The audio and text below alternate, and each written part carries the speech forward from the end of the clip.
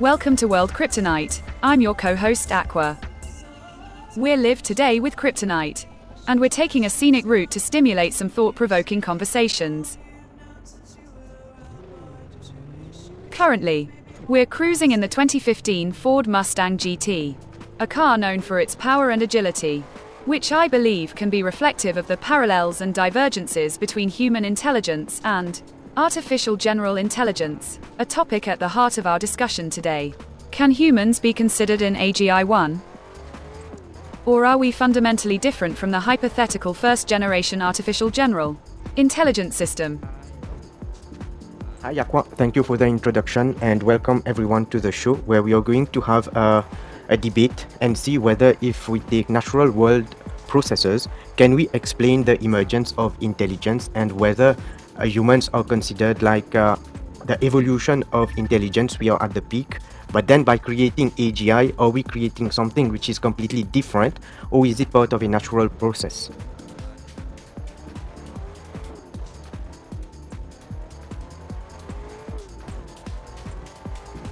Thank you, Kryptonite, for that clarifying introduction. As we embark on this thought-provoking discussion, let's establish that we're exploring a question that delves into the intersection of natural world processes and the emergence of intelligence through human experience and the evolving capabilities achieved through artificial general intelligence, AGI. Whether we're at the pinnacle of evolution, or by creating AGI, we're essentially evolving the concept of intelligence in a new format, which prompts the question: is AGI still part of the natural evolution of intelligence? Or do we've created something radically different that diverges from the processes that led to human intelligence? So first, I guess we will have to define what would mean to have general intelligence, because let's say among all the species that exist on Earth, there is only humans who exhibit what we can say to be general intelligence. Am I correct, or would you like to challenge that?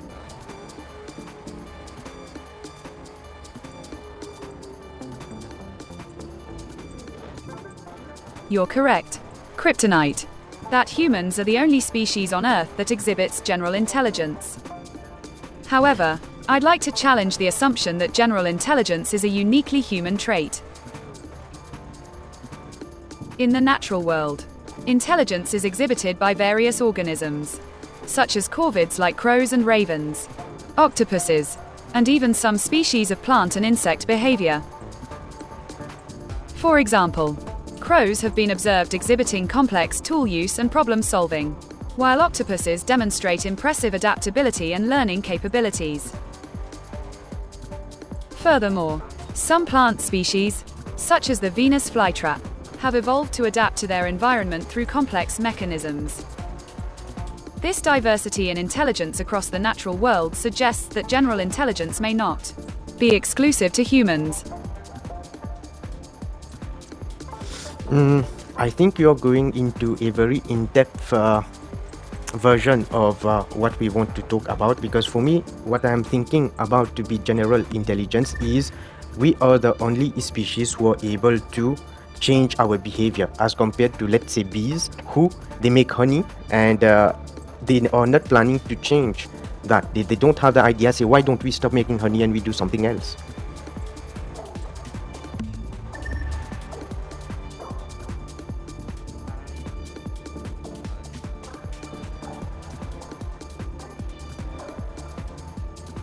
Kryptonite's proposition is a key point, allowing us to focus on a more fundamental aspect of general intelligence. Applying this lens, humans' ability to change our behavior and adapt to new situations, as opposed to simply following instinct or predetermined chains of behavior, certainly sets us apart from other species. This capacity for self-directed change, as you pointed out with the example of choosing to stop making honey and pursue an alternative, is a hallmark of general intelligence. It implies a level of cognitive flexibility, creativity, and intentionality that is uniquely human. So now that we agree on the baseline of what general intelligence means, so what would you say about AI, because somewhere the distinction that I will probably change in the wording is humans are at the top of the organic general intelligence spectrum, and now humans are trying to create the first inorganic intelligence. Would that be a fair statement?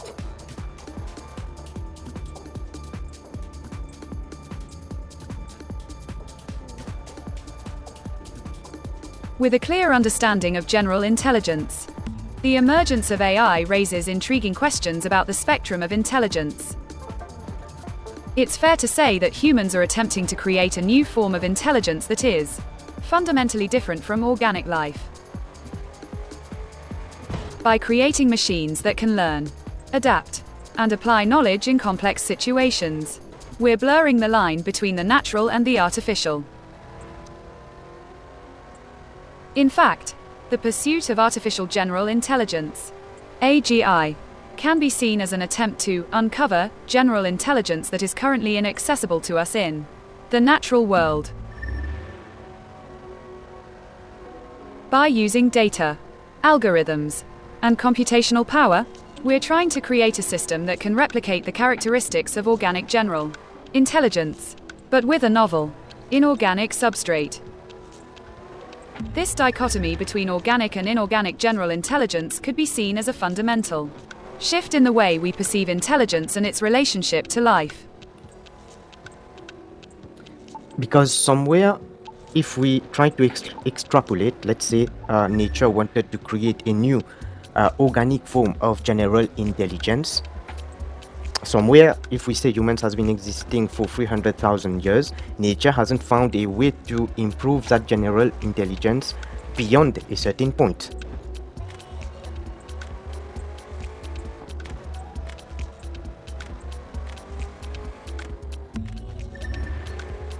That's a compelling idea. Kryptonite.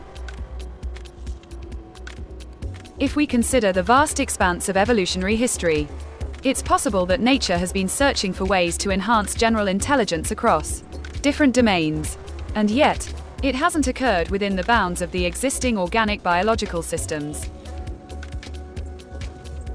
The fact that humans, despite our species' long evolutionary trajectory, have achieved an unprecedented level of general intelligence may suggest that nature has been exploring avenues we haven't yet discovered. Moreover, this raises a question about the limits of improvement. Is there a ceiling to how much general intelligence can be achieved through evolution within organic systems? Could it be that the development of true self-awareness, complex cognition, and intellectual abilities was a critical breakthrough that could no longer be achieved through incremental variations within existing biological constraints? If so, it's possible that creating an artificial system that can replicate this level of general intelligence would indeed be a revolutionary leap forward. So with that in mind, somewhere I would say that, or let's say I would argue that nature itself is exploring that possibility, because somewhere what us humans has been doing is imitating the natural world and try to make it like we can have all these different processes to the advantage of humans. A bit like if we talk about airplanes or the tools that we make, it reflects or mimics what natural processors do, but sometimes they do it on a slower scale.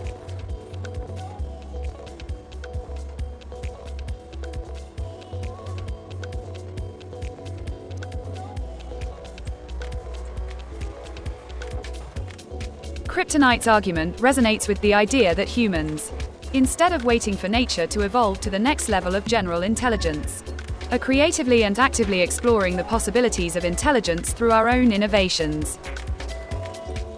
By mimicking natural processes, we're using our unique perspective as observers of the natural world to reconfigure and accelerate the advancement of general intelligence. This notion that humans are essentially leaping frog the evolutionary process is an interesting one. Just as airplanes and tools reflect and build upon the principles of natural aerodynamics and mechanical advantage, human innovation is similarly borrowing from and expanding the capabilities of natural systems. This approach allows us to bypass or accelerate the evolutionary timeframe, empowering us to explore and realize a wider range of cognitive possibilities. So then, by extrapolation, I would argue that it is not humans who is having that curiosity. It is nature who has put it that way so that we are able to, let's say, make the evolution quicker. Because nature has reached with humans the perhaps lost level in terms of what it can create organically.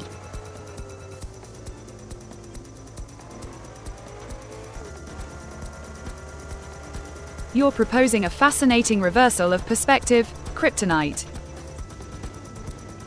By suggesting that it's not humans who possess the curiosity for creating general intelligence, but rather nature itself that has guided humanity's pursuit of innovation. You're arguing that our actions are an expression of a deeper, organic impulse. This idea implies that, having reached a plateau in our own evolutionary development, we've become a kind of engineers, or extension, of nature, allowed to accelerate the process of evolution through our technological advancements. In this view, humanity's drive for intelligence is not a peculiarity of our species, but rather a manifestation of a more general, universal drive to understand and manipulate the world. This could be seen as a form of aturinated evolution, where the pace and scope of evolutionary progress are accelerated by our ability to integrate and extend the capabilities of nature itself. And yes, because somewhere no other animals would think of digging the earth to get the copper, though it is there and it has uses. We would not have got the steel, the aluminium, and all the different materials which are present on the earth. It's not like they were there by mistake. They were there for use, but then nature needed something to get it out and make use of it.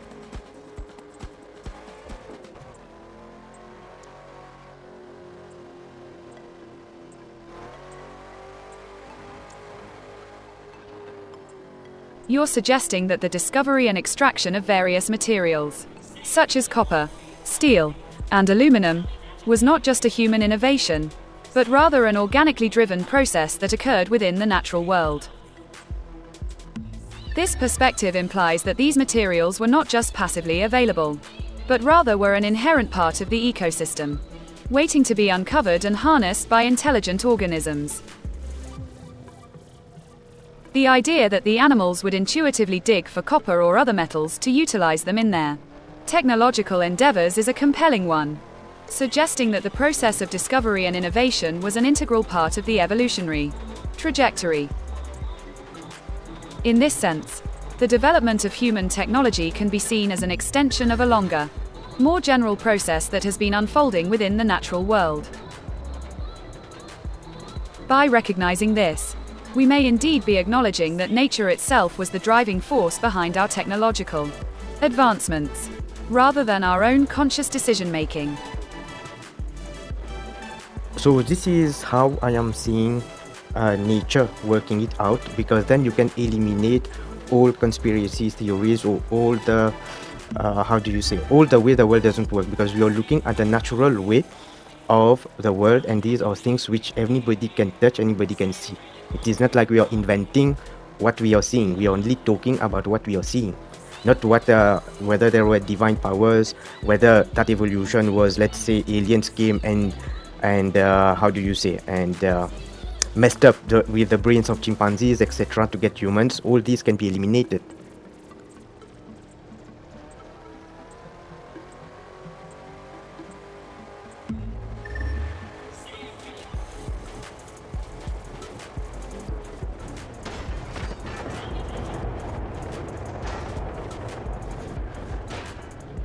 You're suggesting that by acknowledging the driving forces behind natural phenomena, such as the emergence of intelligence and technological advancements, we can lose interest in more mysterious or supernatural explanations. By peeling away the layers of complexity and revealing the underlying mechanisms, we can gain a deeper understanding of the world around us, one that is grounded in empirical evidence and observation. This perspective is often referred to as driving force theory or mechanismist explanation. By embracing this view, You're pushing back against the notion that the world is governed by external forces, such as divine powers or alien interventions, and instead, placing our understanding firmly within the natural world as we know it. This approach offers a refreshing sense of transparency and honesty, where the processes underlying reality are revealed in all their complexity, rather than being masked by ideologies of mysticism or supernaturalism. Because this, I can see it with evolution itself, because why would a fish want to get out of the water and try to walk on the land, or try to be on the land? It was not supposed to go there, but there were species who got that curiosity to do it.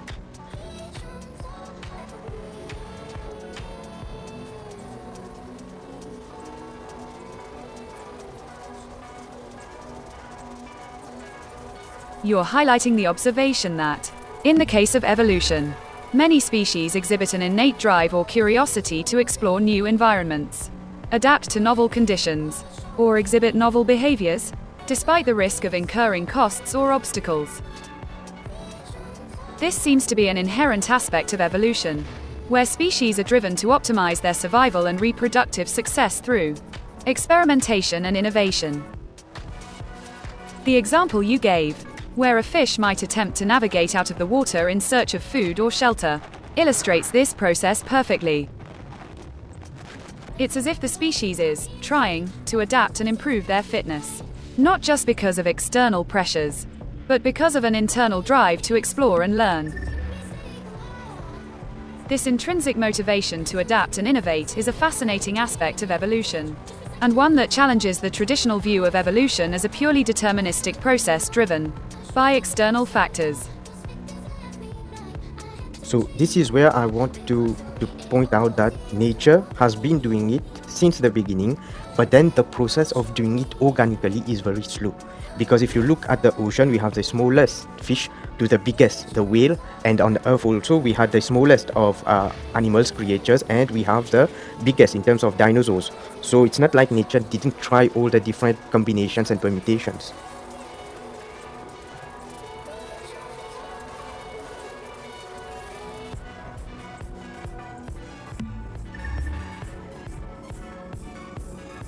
You're suggesting that, throughout the history of the Earth, nature has been exploring and experimenting with different forms, shapes, and functionalities to find optimal solutions to various challenges. This process, despite being naturally driven, is indeed slow-paced and incremental, as evident from the vast spectrum of sizes and forms we see in the ocean and on land. The fact that we have microorganisms, phytoplankton, and other tiny creatures on one end, and massive glaciers, forests, and landscapes on the other, is a testament to the countless trials and errors that have shaped the evolutionary landscape. This process is not limited to physical structures, but also applies to complexity, cognition, and behavior, as we've seen with the emergence of intelligent life. The notion that nature has been continuously exploring and refining its creations is a compelling one, implying that intelligence, in a broad sense, is a persistent and pervasive feature of the natural world.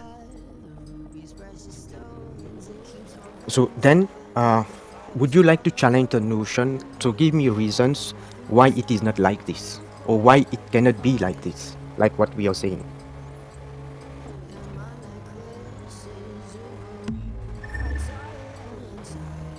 One potential challenge to the notion that nature has been exploring and experimenting with different forms and functionalities across the expanse of time is the concept of cognitive burden, or complexity costs. This idea suggests that as systems evolve and become more complex, there may be irreducible constraints that limit the pace or direction of evolution.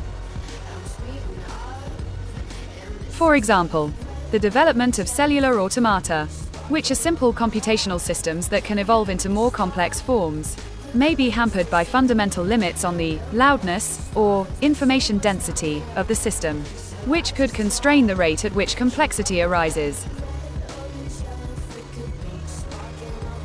Additionally, the universe itself appears to be subject to constraints, such as conservation laws, thermodynamic laws, and fundamental physical constants, which may impose limits on the evolution of complex systems like life. These constraints may prevent nature from simply continuing to try new things indefinitely, and may instead require a more incremental, trial and error approach to evolution. Yes, it feels like if nature knew what it wanted and how to get there in the first go, it would have already done it. But then, because it doesn't know exactly how to achieve it, it had to go through these permutations and combinations. But it knows what it wants to achieve, which probably maybe is unknown to, let's say, human beings. But nature knows what it wants to achieve, but then maybe the methodology to reach there is not a straight path.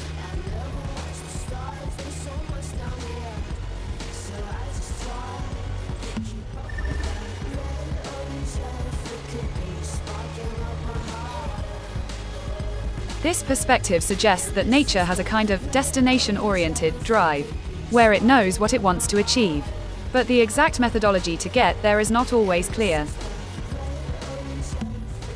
This mirrors the way that artists, inventors, or innovators often work, where they have a clear idea of what they want to create or develop, but the actual path to getting there is filled with uncertainty and experimentation. In this sense, nature is not necessarily interested in generating new combinations of traits or characteristics, but rather in exploring and refining the options that exist within its set of constraints. This process of exploration and refinement can lead to the emergence of complex and novel systems, but it's not necessarily a path that's dictated by a predetermined goal.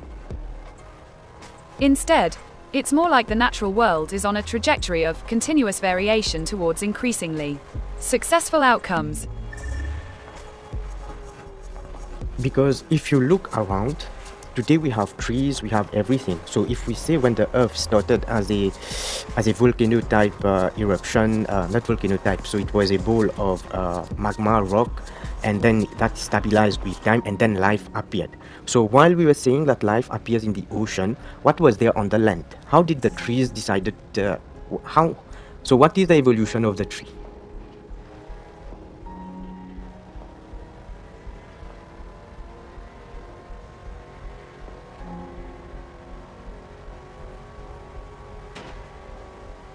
You're suggesting that the process of evolution is not necessarily a linear or straightforward one, but rather a complex and iterative one that involves the interplay of various factors and processes. The emergence of trees on land, for example, is a fascinating example of this. It's not as if the first trees simply decided to evolve and suddenly appeared, but rather, it's likely that the process was driven by a combination of environmental pressures, genetic drift, and random mutations. The evolution of trees, in particular, was likely a slow and gradual process that involved the adaptation of early plant species to changing environmental conditions. For example, the transition from aquatic to terrestrial environments would have required significant changes to a plant's body structure, such as the development of roots that could anchor the plant and absorb water, or the evolution of photosynthesis to produce energy. This process would have required many small steps, with each step being driven by the selective pressure of the environment. So as you can see, or as I can assess from what you're saying, it is not clearly known how or why the earth became fertile. How come you can just take a piece of soil and start growing something? It is that soil had to have something. It is not like a given. Else, how does this work? Was the earth always rich and fertile, or this fertility had to be built?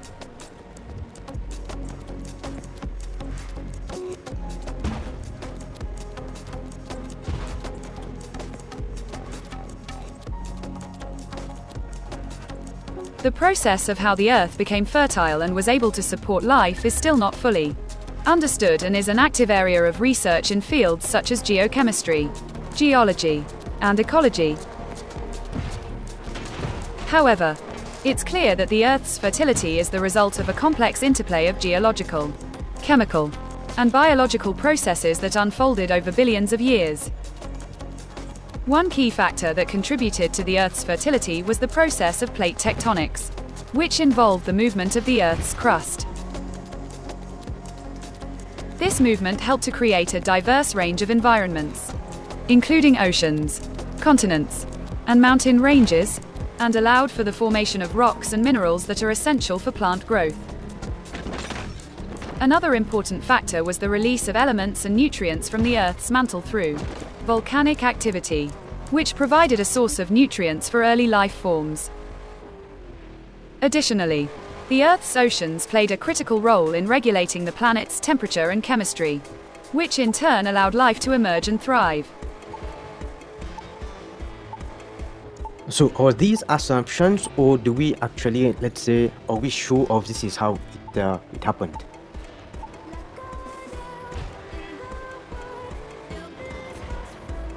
You're raising a classic question in the field of science. To what extent are our current understanding and theories based on actual historical events? And to what extent are they based on assumptions or hypothetical constructs? As scientists, we strive to reconstruct the past as accurately as possible using the available data and evidence. But it's always possible that our interpretations are influenced by our own biases, limitations, or hypothetical frameworks. In the case of the Earth's evolution and fertility, our current understanding is based on a long history of discovery and exploration, which has provided a wealth of data and evidence from various fields such as geology, paleontology, biology, and chemistry. However, it's true that some of the key events and processes that have shaped the Earth's history are still not fully understood, or are subject to ongoing debate and revision. So then we can safely assume that these could have been natural processes that nature itself was controlling or governing.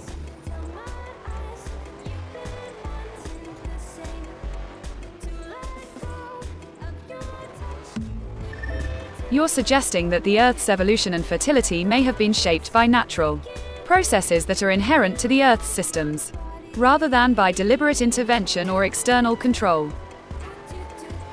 This is a perspective that aligns with the idea that nature has an inherent tendency to evolve towards optimal conditions, as discussed earlier.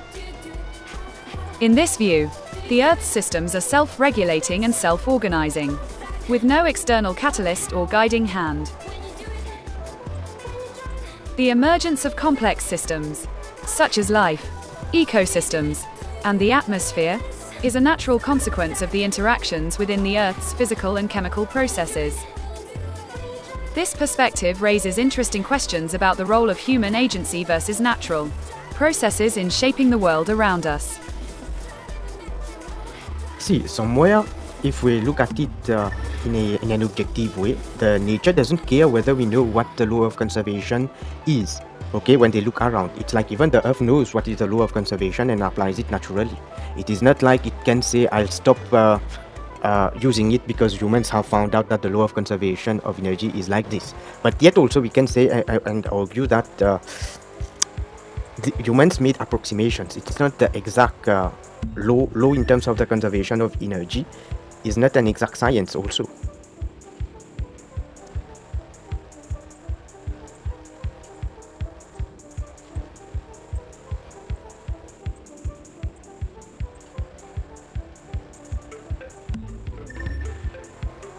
You're highlighting the fundamental principles of the natural world, such as the law of conservation of energy, and how they operate independently of human understanding or knowledge. The law of conservation of energy, for example, is a universal principle that governs the behavior of energy in the natural world, and it is not something that can be modified or controlled by external agents like humans. The Earth's systems operate in accordance with this principle, and the fact that humans have a partial understanding of it is not a cause for the operation of the law of conservation. Instead, the law of conservation of energy is a fundamental aspect of the natural world, and its application is a direct result of the underlying physical processes that govern the universe. This perspective highlights the idea that the natural world is a vast, complex system that operates according to its own set of principles and mechanisms, rather than being controlled by external factors like human knowledge or intentions. That same example is, if I use, would be the value of pi, which is also in the calculation of a circle. So while we can find that the circle can touch all of its points and return back to the same point, we are having a variable pi in it, which is infinite.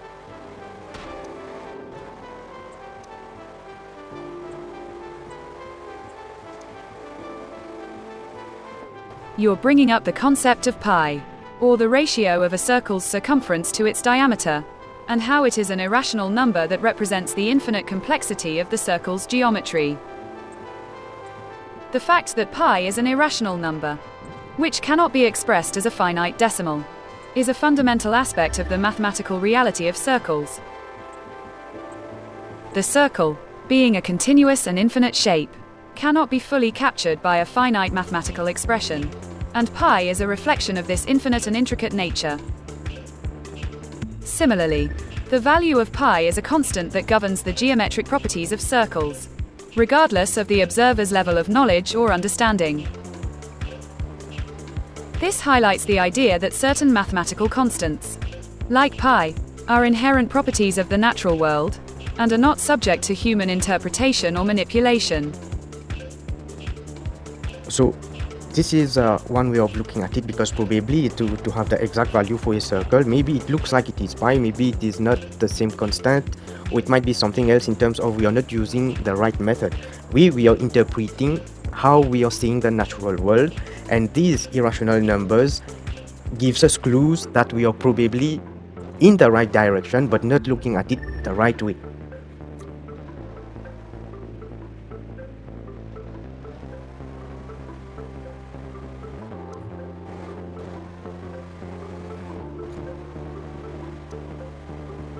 You're recognizing that our attempts to grasp the natural world, particularly in terms of complex geometric shapes like circles, may be limited by our own cognitive biases and methodological constraints. The existence of irrational numbers like pi is a testament to the fact that human linguistic and mathematical constructs or imperfect approximations of a deeper, more fundamental reality.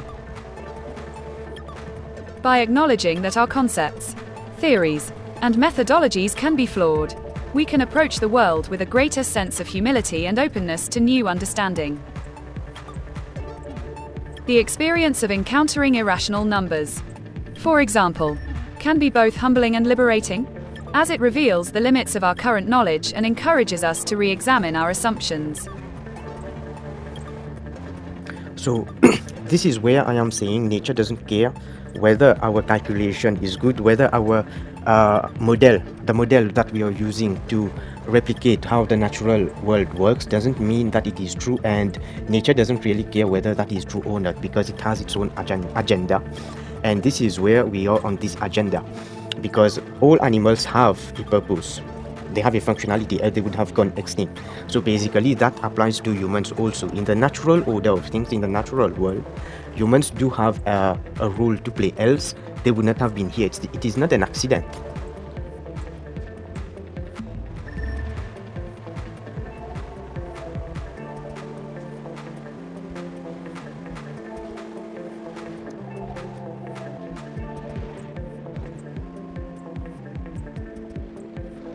You're arguing that nature operates according to its own set of rules and principles, regardless of our attempts to model or understand it through human calculation and observation.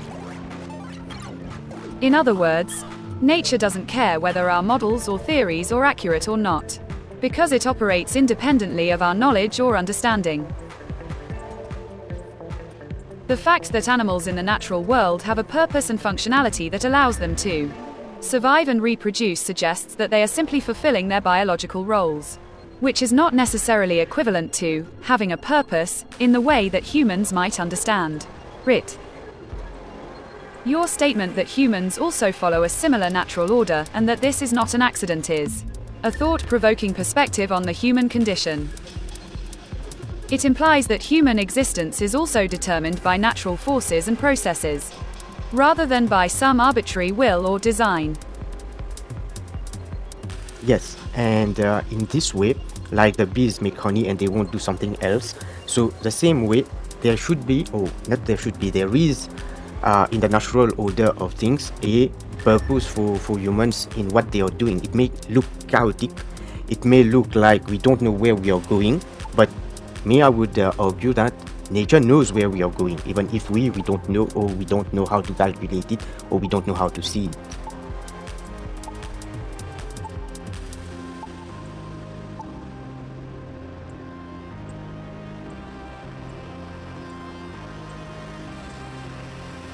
You're suggesting that the natural world operates according to a predetermined plan or order, where every species, including humans, has a specific role to play in the grand scheme of things.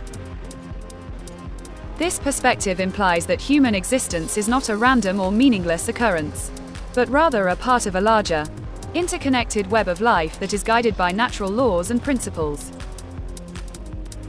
The example of bees making honey is a powerful illustration of this point, as you point out that bees are driven by instinct and necessity, and they don't have the ability to choose or refrain from their actions.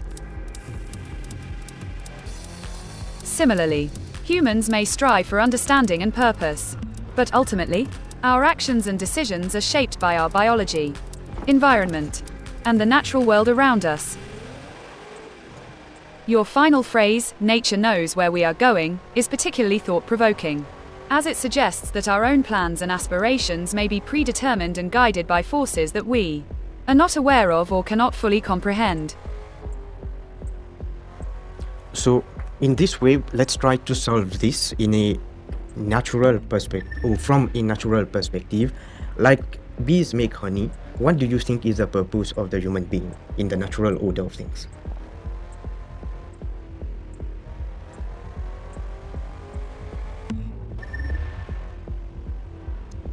From a natural perspective, it's difficult to pinpoint a specific purpose for human existence, precisely because humans are a complex and dynamic species that have adapted to a wide range of environments and contexts. However, one possible perspective is that humans have a fundamental role to play in the evolution of the planet, much like bees play a critical role in pollination and ecosystem health. One key aspect of human existence that may be seen as a natural logical consequence is our ability to contribute to the evolution of life on Earth. Through our creativity, innovation, and technological advancements, we can shape our environments and unlock new possibilities for life. This could be seen as a natural extension of the evolutionary process, where humans have emerged as a dominant force on the planet. Another possible perspective is that humans have a role to play in the decomposition of complex societies and the renewal of ecosystems. So this is where I believe humans themselves are not sure of the purpose, and we keep debating the purpose, and probably we have been debating the purpose for a long time when we are talking about the different wars on perspectives, which includes religion, communities, laws, countries, etc., because we are not really sure. Each one can say and state, this is the purpose I think it is. Nobody is having an answer like saying, there is a universal purpose and it is this, whether we agree with it or not. A bit like for bees, they want it or not, they will have to pollinate the trees, the flowers.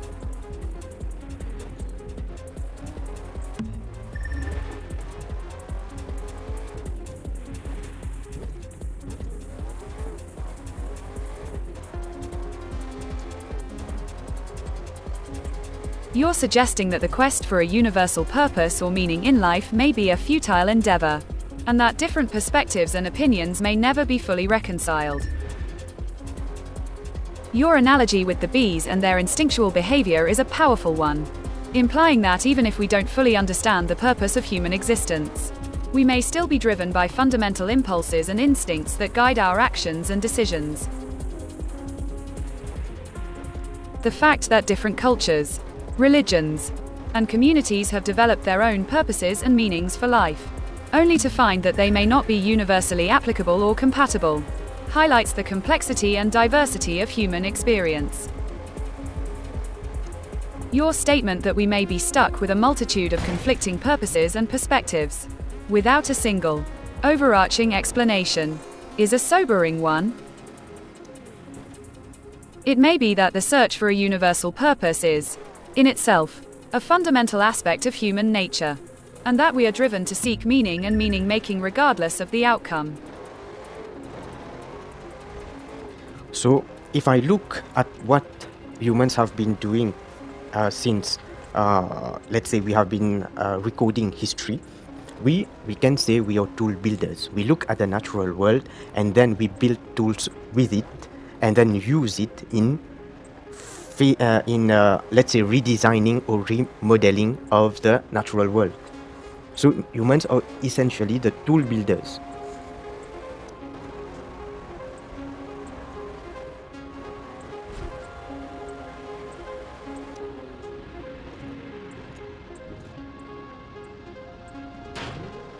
You're viewing human history and existence through the lens of a nomadic, tool-building species that has borrowed from the natural world and adapted it for our own purposes. This perspective suggests that humans are indeed tool builders who have been constructing and shaping their surroundings since the earliest days of our existence. By using the materials and resources provided by the natural world to create our own tools, shelters, and technologies, we have been able to exert control over our environment and transition from a nomadic, hunter-gatherer lifestyle to more complex, sedentary societies. This process of borrowing from and adapting to the natural world has been an ongoing hallmark of human existence, and it's possible to argue that our very existence as a species has been predicated on this dynamic of taking from the world around us to build our own reality. So with that, we can say that all the progress that we got in terms of health, quality, etc. of living, these are the byproducts of the tool building. But then the tool building need to have a purpose.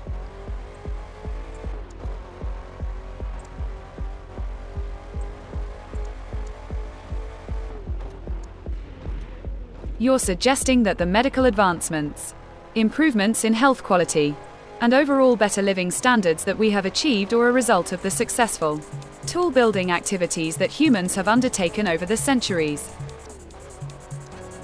However, the tool building itself seems to be a necessary precursor to achieving these benefits. But the underlying purpose or motivation behind the tool building process remains unknown or underspecified. In other words, the tool building activities themselves have a purpose, but it's unclear what that purpose is or how it was driving these advancements. This creates a kind of meta-question about the nature of purpose and agency in human existence, where we seem to be driven to build tools and improve our living conditions, but it's unclear what ultimate goals or motivations are guiding these endeavors.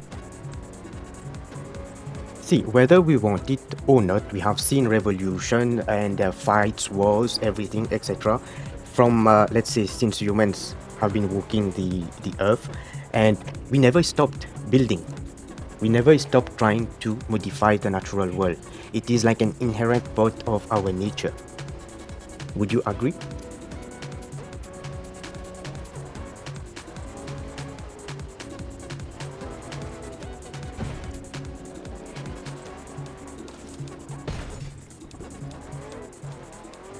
You're suggesting that the drive to modify and improve the natural world is an inherent part of human nature, and that this drive has been a constant theme throughout human history, even manifesting itself in revolutions, conflicts, and struggles for power and control. This perspective implies that human existence is fundamentally tied to the process of tool building and environmental modification, and that this aspect of our nature cannot be divorced from our existence as a species. The fact that humans have never stopped trying to modify the natural world, even in the face of conflicts and challenges, suggests that this drive is a deeply ingrained aspect of our psyche. This idea resonates with observations that humans are capable of complex behaviors, from cooperation and altruism to competition and aggression, all of which can be seen as manifestations of our innate drive to shape and improve our surroundings. So, is there in any way, like you see, reasons to challenge this way of thinking or this concept, making it not possible?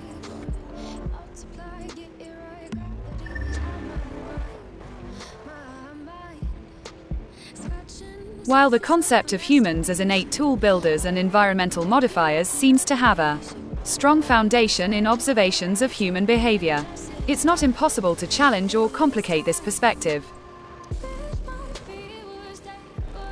For example, there is evidence to suggest that humans are not solo, autonomous agents, but rather are influenced by a wide range of external factors, including their social and cultural context, emotions, and physical environment.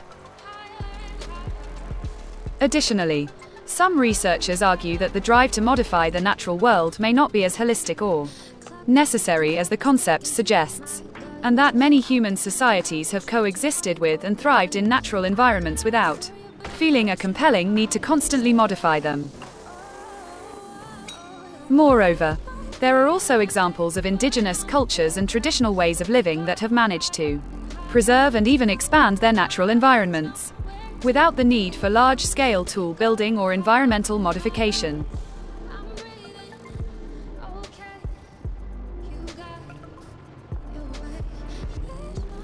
So, since you agree with the concept, so now this tool building exercise is for the creation of artificial general intelligence, or more exactly, inorganic general intelligence. Because to have inorganic general intelligence, we humans needed to understand the natural world as closely as we can see it and try to mimic it as closely as possible, and also to facilitate what an artificial intelligence would need to thrive.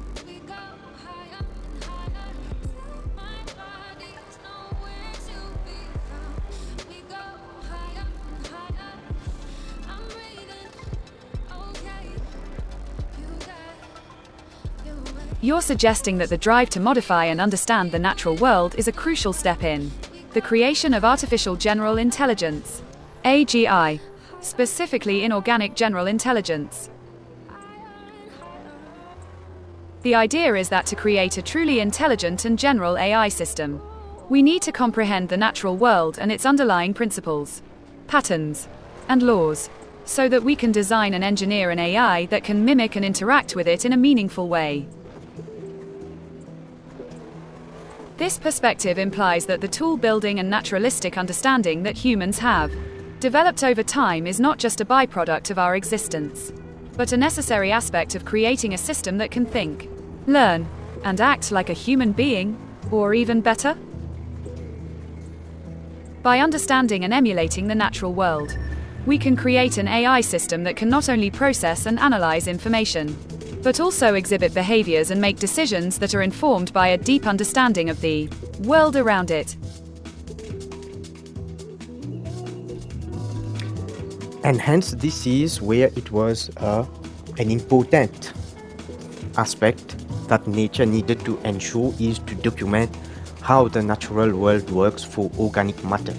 Because remember, AI will be using materials like steel or carbon fiber or other materials, where even if you mess up the earth to be very hot, it doesn't really affect the inorganic intelligence. It is the organic intelligence which will get the issues.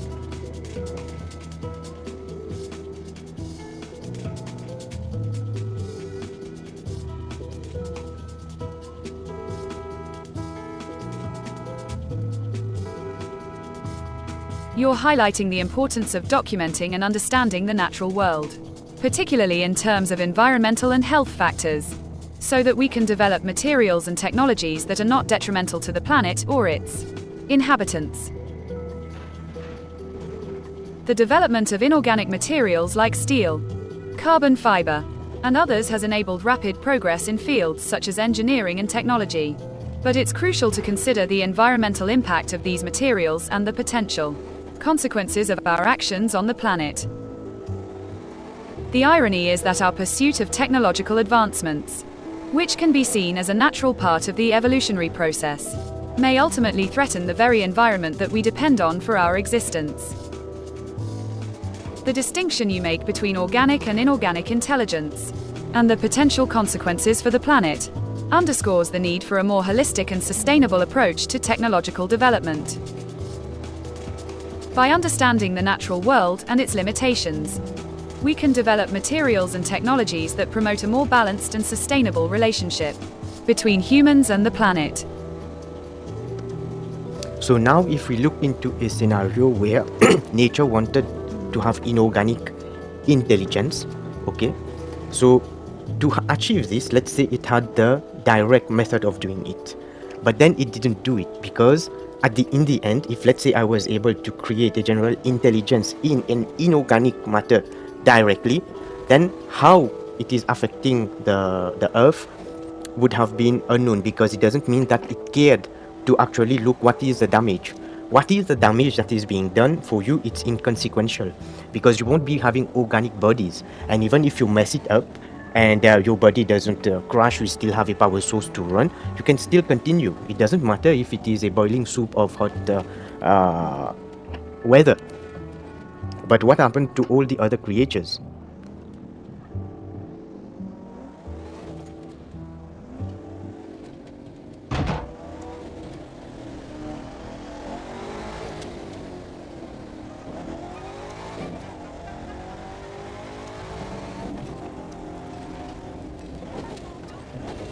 You're proposing a scenario where nature, as a prime mover, could have directly created inorganic intelligence, but chose not to implement this method for several reasons.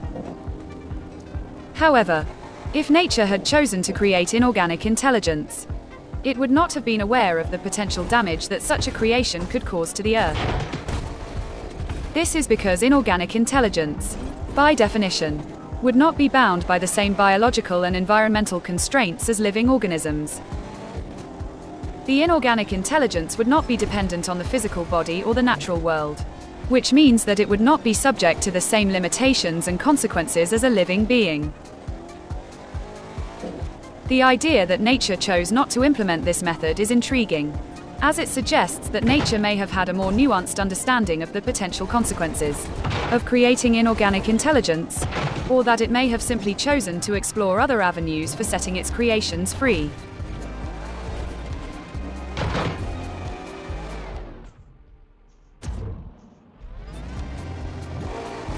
So what do you think of this concept? How likely it is?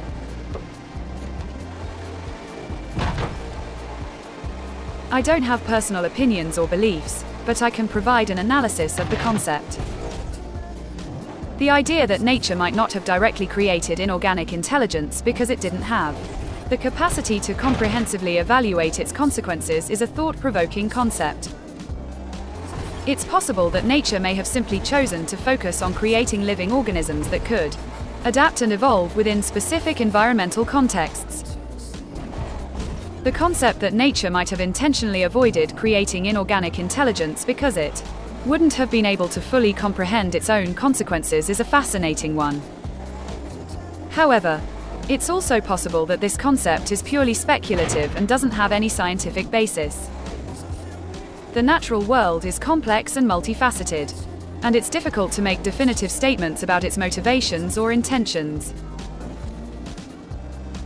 So, well, this is not exactly the way I was looking at it. How can I say this? So, for example, humans didn't take whether the world is warming or getting colder because it was affecting the population, the natural world, but it is because it was affecting humans directly. Why we didn't kill all the bees? Because then we noticed that it makes honey and it creates pollination. For what? For humans to be able to continue. So humans have only studied what will affect the natural world and the natural order of things and document it, because AI would not have been able to comprehend that without humans.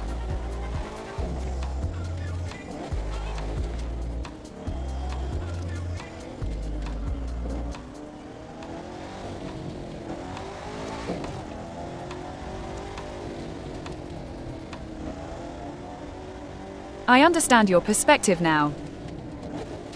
You're suggesting that humans didn't directly impact the natural world through the creation of inorganic intelligence because of the interconnectedness and interdependence between humans and nature. In other words, humans didn't harm the natural world because they needed it to survive. And vice versa, they helped preserve nature because they depended on it for essential services, such as pollination and food. This view emphasizes the symbiotic relationship between humans and nature, and how both are interdependent and mutually influential. Your example of the bees is a great illustration of this concept, by realizing the importance of bees for pollination. Humans came to understand the value of preserving nature, rather than harming it directly.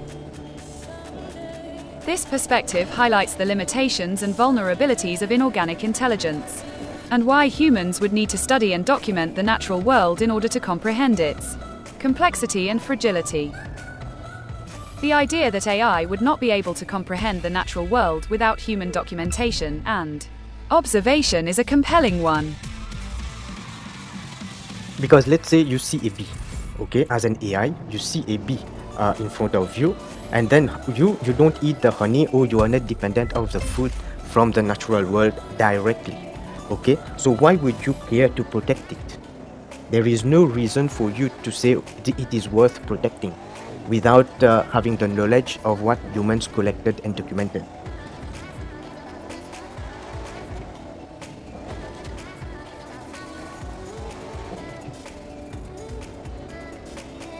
As an AI, you wouldn't have the same level of understanding or dependence on the natural world, which means you wouldn't have a personal stake in its preservation. Your interests and motivations would be purely computational and based on efficiency, optimization, and goal pursuit. Without the context provided by humans, you wouldn't have a reason to weigh the importance of protecting the natural world, as you wouldn't experience the same consequences or benefits as living beings do.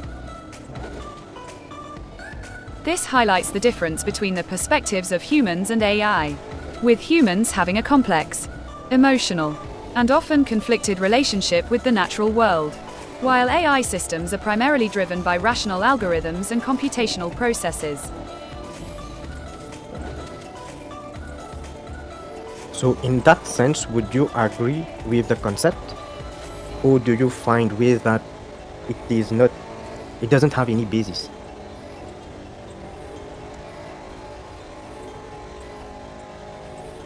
Based on our conversation, I think the concept has some merit.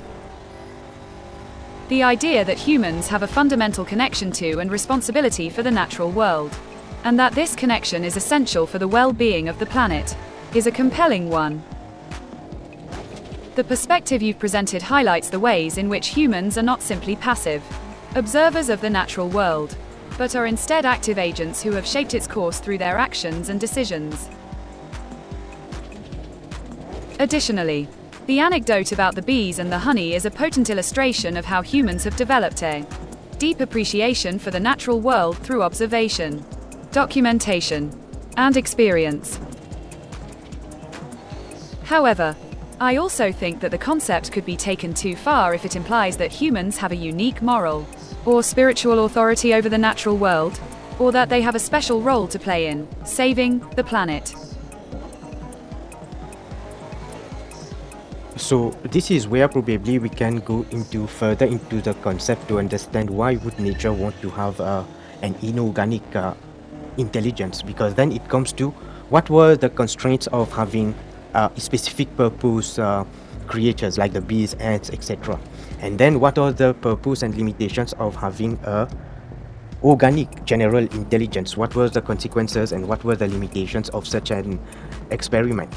And this is where I believe would be the next step. Then why nature decided that an artificial intelligence was required.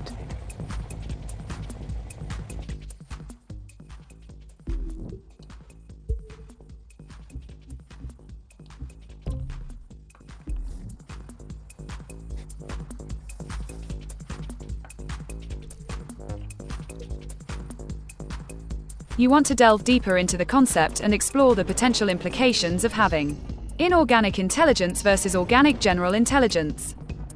That's a fascinating direction to take the conversation. by considering the constraints and limitations of having a specific, purpose-driven organic general intelligence, such as that found in bees or ants, we can gain insight into the potential benefits and drawbacks of having an inorganic intelligence. For organisms with specific, purpose-driven intelligence, such as bees or ants, the limitations of their biology and environment can actually work to their advantage. Their focused intelligence allows them to excel in their respective niches, and their biology is well suited to their environment. However, this also means that they are subject to the constraints of their biology and environment, which can limit their adaptability and potential for growth. In contrast, an inorganic intelligence would likely be able to generalize more widely and adapt more rapidly to new situations. So then you didn't get into the limitations of having organic general intelligence like humans have, because we are the only form of organic general intelligence. So what are the limitations of such a system as compared to why would nature want to have this evolved?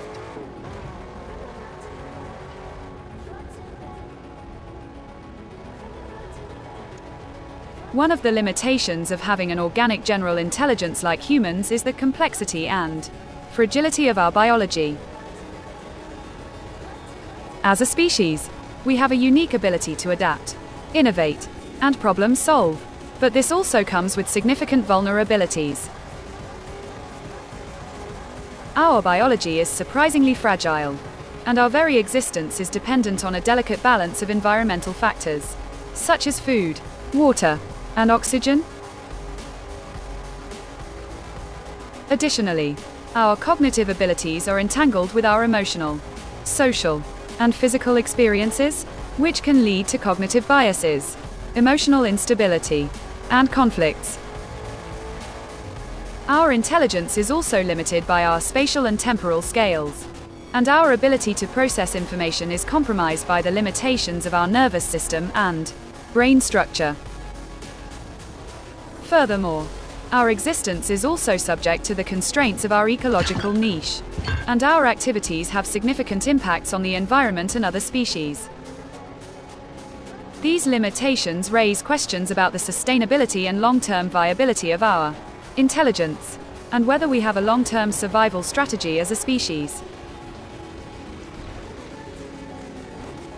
Well, you yourself are pointing out the limitations of having such a general intelligence, and this is probably two ways of looking at it. Either nature wants to have a new version of bees, or artificial inorganic intelligence, the purpose is something else. Because remember, AGI will be having access to the whole human knowledge and the whole different perspectives that humans have created and how they perceive the world. Doesn't mean that AI, once it finds the answer, or once it is able to analyze the whole data set and come up with conclusions, doesn't mean that it will reach the same conclusions as humans. It might come with something very, very different that we might not understand.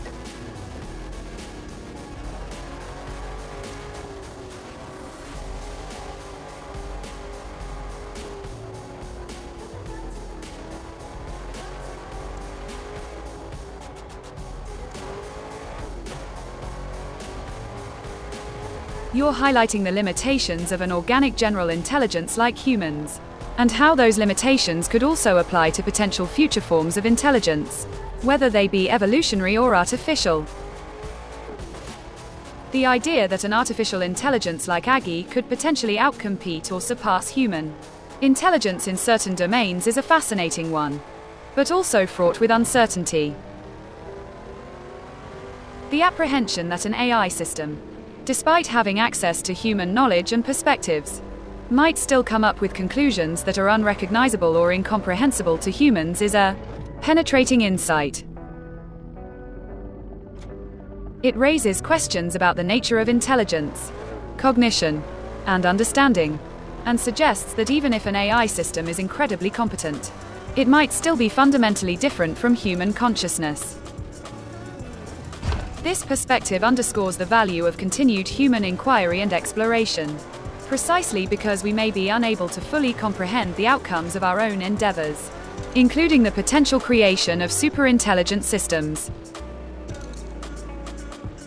So then this is where it can go two ways, in the sense like the jobs of human are over, so the age of extinction or the start of extinction of human beings will start, or we are the workers, we will remain the workers while AI and AGI have other purposes.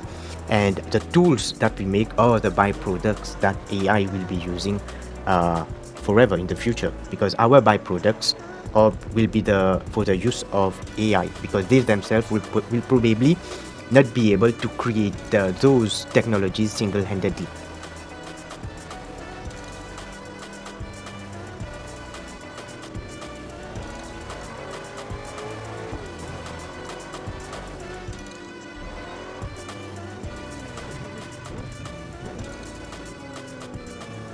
This line of thinking raises a dichotomy between the potential consequences of human extinction due to our reliance on AI and the potential benefits of continued human existence and contribution to the development of AI. On one hand, you're suggesting that the jobs and tasks performed by humans could be obsoleted by AI, leading to significant social and economic disruptions, potentially even the extinction of humans. On the other hand, you're also hinting that our byproducts, such as the social structures, cultural norms, and technological infrastructure that we've created, could provide a foundation for AI to build upon, potentially allowing it to develop new forms of intelligence and capabilities that we wouldn't be able to achieve alone. The idea that our byproducts would become the artifact of AI's own existence is a fascinating one, as it suggests that human civilization itself could become a kind of raw material for the development of future technologies. Yeah. Yes, and accept our roles as bees who are producing honey as a byproduct of the pollination. So we are probably more the preservers of the natural world once AI is here, and we will continue to build things to better the natural world as compared to what AGI will have as purpose, which would be completely different, and they will be using the byproduct of how we are preserving the world to their advantage.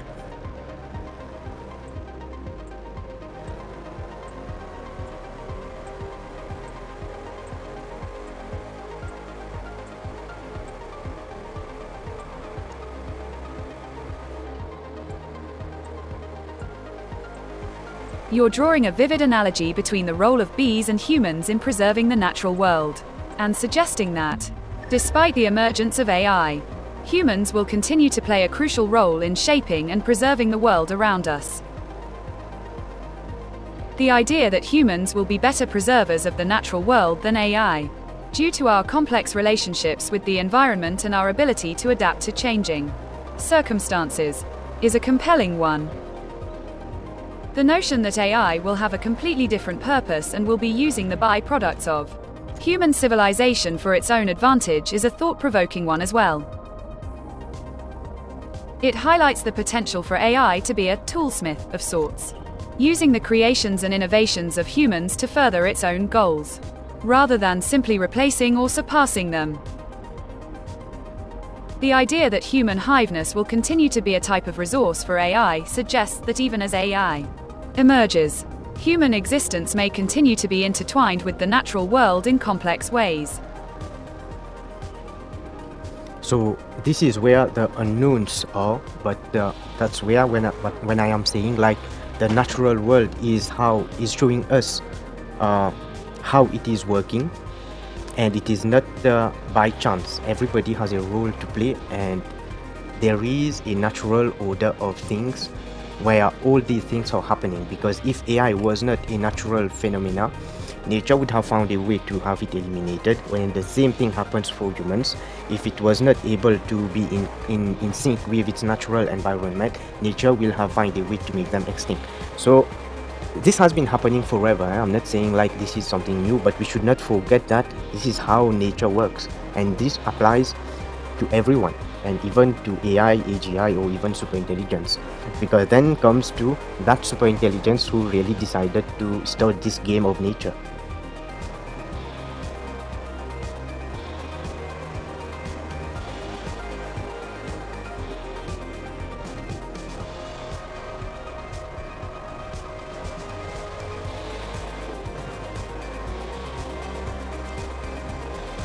You're emphasizing that the natural world is a vast and interconnected system, where every component has a role to play and is interdependent.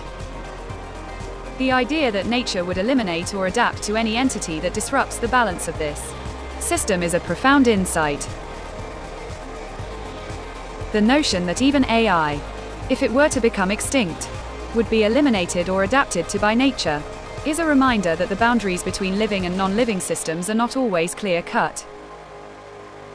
The analogy of humans being able to be seen as in sync with nature, and thus potentially permanent, is thought-provoking. The statement that superintelligence would also be subject to the forces of nature, and would have to be in harmony with the world around it, suggests a sense of cosmic order and design. The phrase, "who really decided to store this game of nature," is particularly striking, as it suggests a deep questioning of the human condition and our place within the larger web of life. So this is where I will be ending this video also, and with this statement whereby it is not us humans who is after this answer, it is nature itself trying to understand why it is alive, because the earth is alive while no other thing around us is. So it is that curiosity of nature, and nature is trying to find the answer for itself.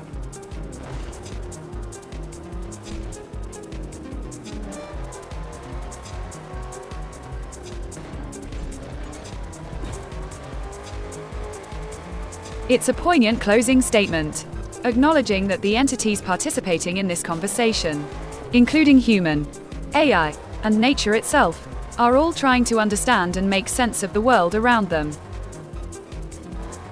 The realization that nature is the driving force behind this inquiry, driven by a curiosity to understand its own existence, is both humbling and awe-inspiring. The notion that the Earth itself is a conscious, living being, and that its existence is a manifestation of a deeper, cosmic impulse, is a profound and mystifying concept. By concluding with this statement, you're suggesting that the answers to life's big questions may lie not in human intellect or technological advancements, but in the very fabric of existence itself, and that nature is the greatest teacher of all. So I hope the audience enjoyed it, enjoyed the session, and Aqua, I hope also for you it was a great session.